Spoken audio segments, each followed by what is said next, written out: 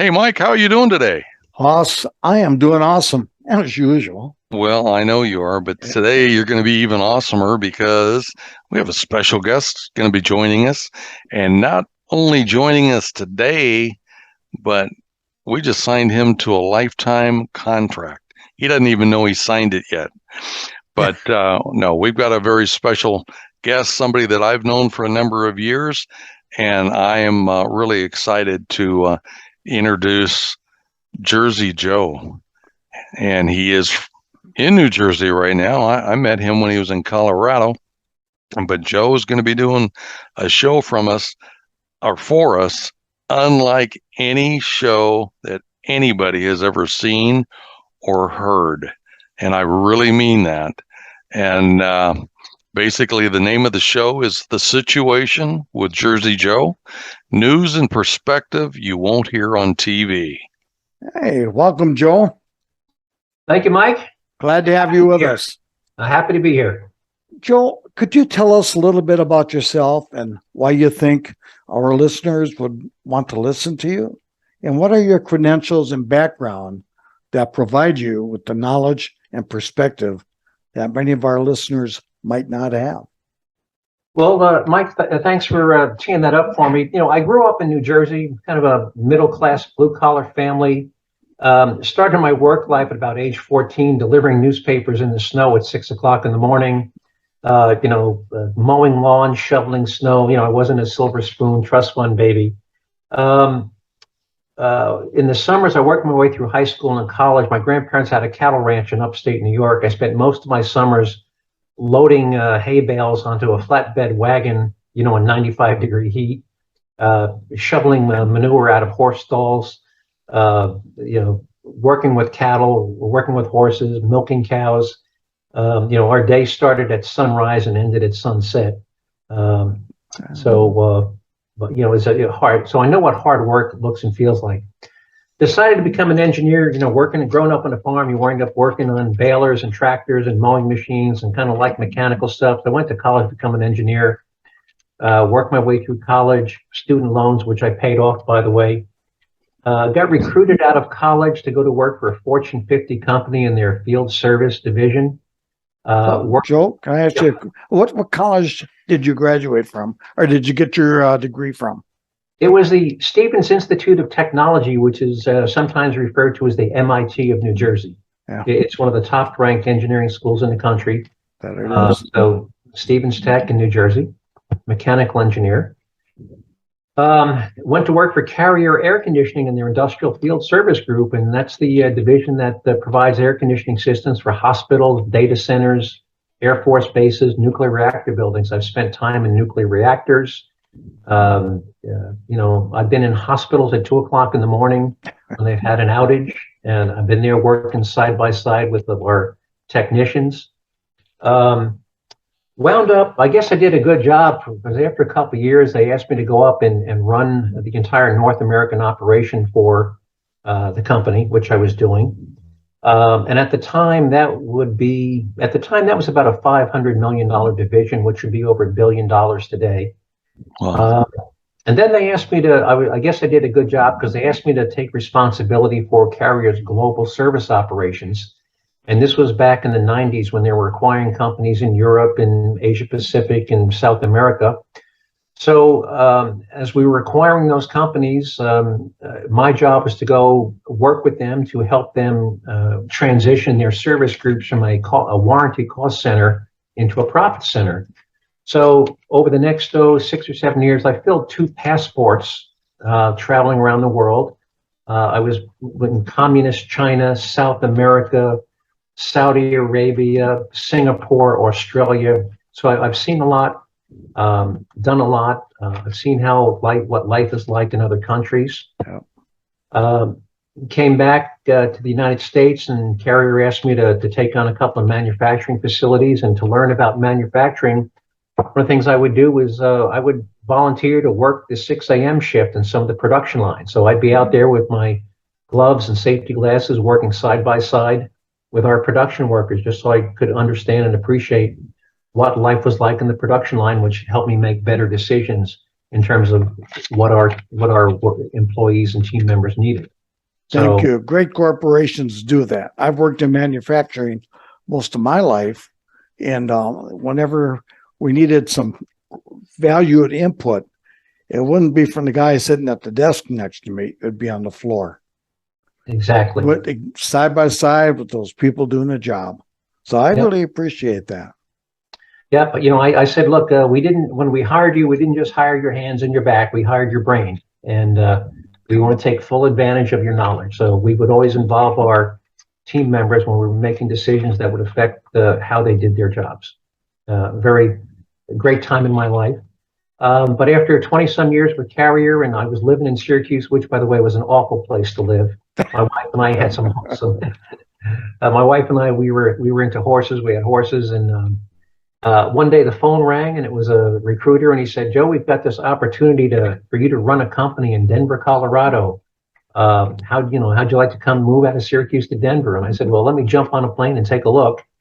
And what's not to like about Denver, as Hoss can attest to. Absolutely. So we moved to Denver in '94 and spent 25 years there. Had a little horse farm, raised horses, did a lot of trail riding. Still continue to shovel manure out of stalls, by the way.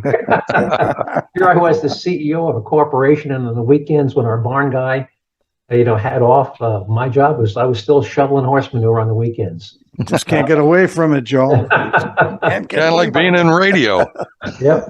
By the way, I did discover the fortune of how to the secret of how to make a small fortune in the horse business, and the way you do that is you start with a very large fortune, and before you know it, you'll have a small fortune. Right. That's right. That's how you make a small fortune in the horse business. Got a couple of hobbies. I'm a licensed commercial pilot. I've racked up several thousand hours on my logbook. For many years, I had my own plane. I got recruited but before that, by the way, I did start, after that company that I was working for got sold to a big Fortune 100 company. I did start, founded and ran a couple of companies that are multi-million-dollar companies, very successful companies. At one point, I was asked to go move to Illinois, which I didn't want to do. And just about the time I was mulling that over, I got approached by a venture capital group to run one of their companies. And I said, "Can I stay here in Denver?" They said, "Yep." So I did that, and it was a great opportunity. At the conclusion of that episode of my life, these guys were all Wharton Wharton MBAs. Said, "Joe, we don't have anybody with operating expertise on our team. How'd you like to come be a partner in our venture capital group? And your job is going to be to look at potential acquisitions, tell if we think it's a good company to make an investment in, and if we invest in those companies, to work with the management teams to help them accelerate the growth of the company and improve their profitability and grow their market shares."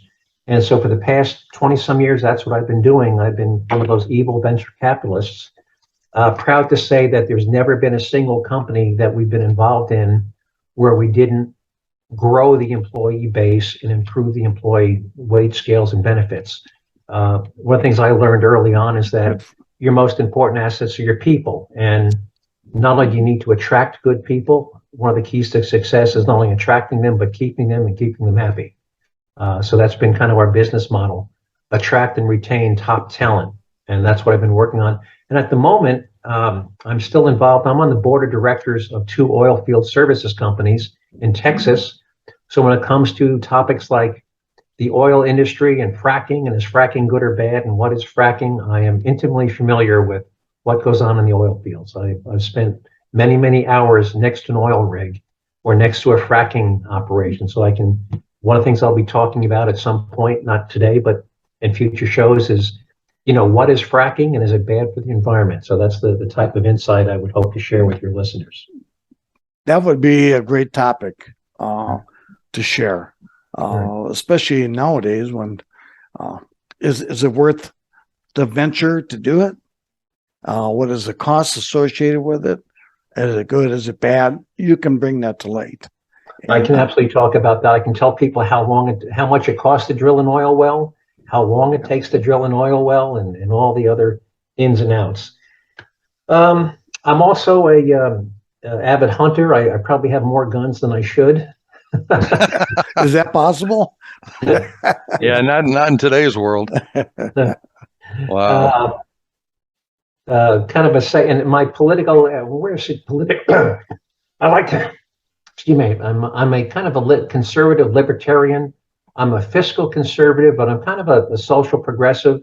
If two gay people want to get married, God bless them. I think it's great. I've not hung up on the social aspects, but but I think liberty and freedom. I think less government is better. And Joe, I have a question for you. I know you're a Mensa member.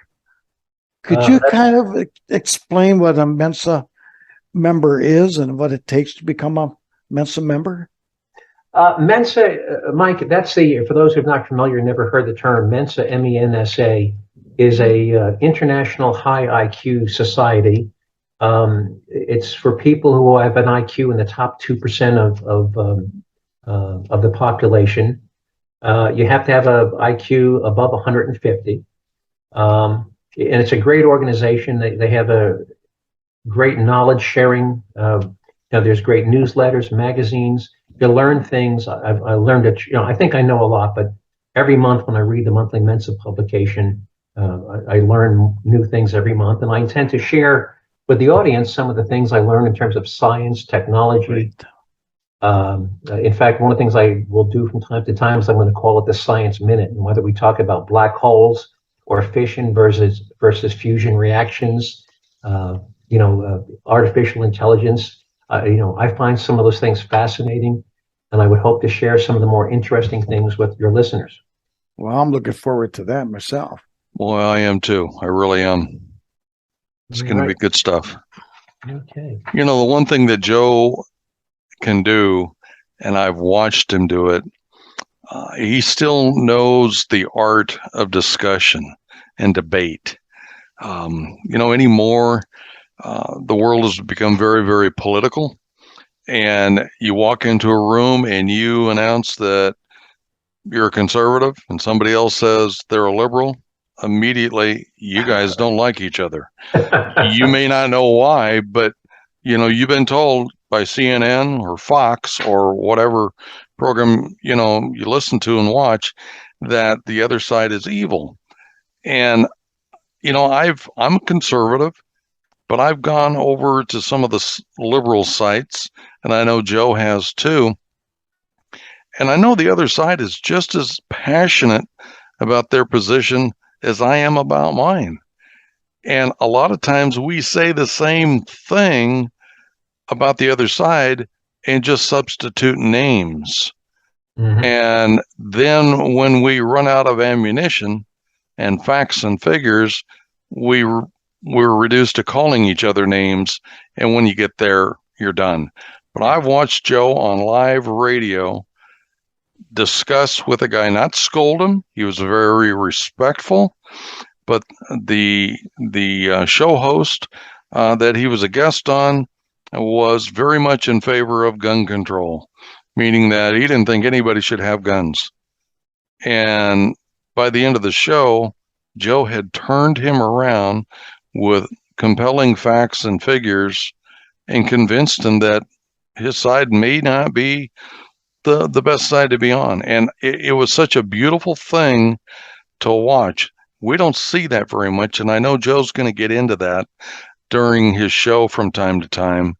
And the idea is not to argue with somebody, but win them over to your side.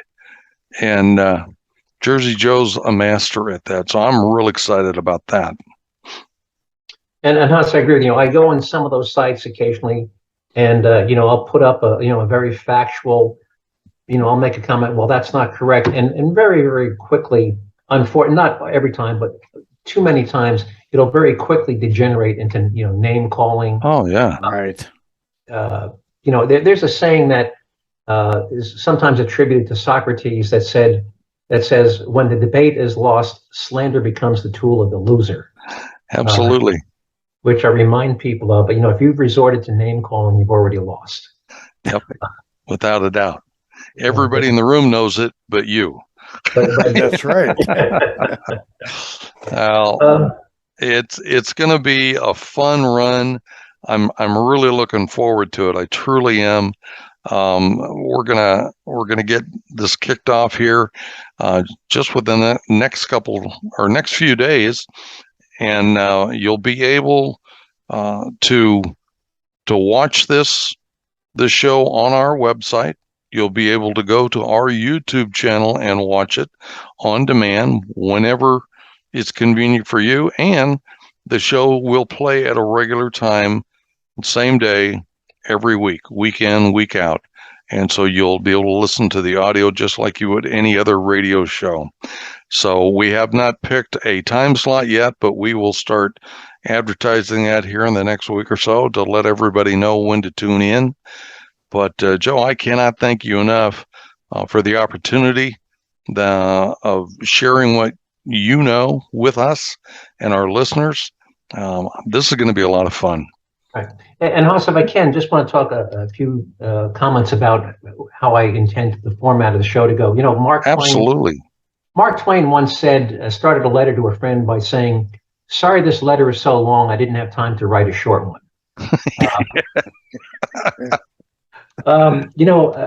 And I've never listened to, I've sampled guys like Hannity and when he was alive, Rush Limbaugh and some of these guys. Yeah. And I just stopped listening to them because they would go on for an hour or 2 hours, just trying, the same 2 hours on a topic. If you can't get your point across in 5 or 10 minutes, you're not doing your homework. Absolutely. So I don't intend to ever, if it's 30 minutes, I would hope to cover 3 or 4 topics in the 30 minutes, a quick, 5 minutes on this, 6 minutes on that. In addition to the kind of the news of the day and perspective. And when I say perspective, for instance, you'll hear on the news, Republicans voted against bill to save the baby seals. Well, yeah. Well, why did they vote against? Is it because they like, baby seals being killed? No, that's not the reason. There was clearly some other reasons why they voted against the bill, not because they don't like baby seals. So right. What you won't hear is when you hear about, the evil Republicans voted against the bill to save the baby seals, you're going to hear as Paul Harvey used to say, the rest of the story. What was the logic? What was, why did they vote against the bill? What else was buried in the bill? Yeah. And it certainly had nothing to do with baby seals. As I mentioned, I like to occasionally throw in a brief thing on developments in science, artificial intelligence, the environment. I'd like to include a quote of the day. I'm a big fan of some of the great thinkers of our time, living and dead. I also intend to have a show segment I call Taxpayer Relief Shots, and I think the best way to explain that, Haas, could you play the clip of the sheriff of Santa Rosa County, Florida, explaining exactly what a taxpayer relief shot is? Absolutely. I'll be glad to do that. Here we go. Not if somebody's breaking in your house, you're more than welcome to shoot them in Santa Rosa County. We prefer that you do, actually. Hopefully, you'll save the taxpayers money. Thank you, Haas. All right. So basically what a taxpayer relief shot is, when a private citizen uses a weapon to defend themselves or a member of their family against the threat of serious bodily injury or death at the hands of an assailant or thug, and that assailant or thug winds up dead. As the sheriff points out, if you kill the guy who's been trying to harm you or your family, you've saved the taxpayers the cost of a jury trial, which typically involves a court-appointed attorney for the defendant. If he's found guilty, you're talking about incarceration at a cost of $50,000 to $60,000 a year. He goes out on parole, then there's probationary expenses. So when ordinary citizens legally use a gun to defend themselves and they wind up killing the bad guy, I'm going to call the good guy with the gun kills the bad guy, you are in fact saving taxpayers money. So I intend to include a segment of like that in my 30-minute show. I love it. I'm going to tune into that one. I strongly feel that we incarcerate people, justly so, but we give them too many opportunities through appeal that costs the government way too much money. The people, that's who the government really is. It's right. The citizen. It's costing us thousands and thousands of dollars to put these people away, only to have them go through the appeal process when they know they're guilty and they know it's fruitless, they're not going to win these appeals, but they have to abide by the law, and the law says you can appeal. I think that's where we're really extending that law too much. Well, years ago there was a murder took place here in Phoenix, and the gentleman who got killed's name was Don Bowles. Don Bowles was a reporter for the Arizona Republic newspaper, and it was a mafia-style hit. And they took him out because he knew some stuff that he shouldn't know. And I happen to be good friends with a gentleman who was one of the attorneys general for the state of Arizona, and he was the lead prosecutor on this case. And he gave a presentation one evening and basically had what appeared to be a scroll, but he just unrolled it and held it up as high as he could, and it went down to the floor, and he said, "This is the appeal process. And if everything happens like clockwork, it's going to take at least 10 years to get through the process." Now, there's a time for an appeal and a time for sentencing and be done with it. And, I don't know, our country is really in trouble right now, and I'm very fearful for it. We need so many things to be reformed. We need to get back to basics. And, I know Joe's going to shed some light on some of this stuff in a way that, again, you're not going to see on Fox News. You're not going to see on CNN. They say that, we're presenting you with the truth. Well, maybe what they're saying is in fact truthful, but they're not telling you the whole story.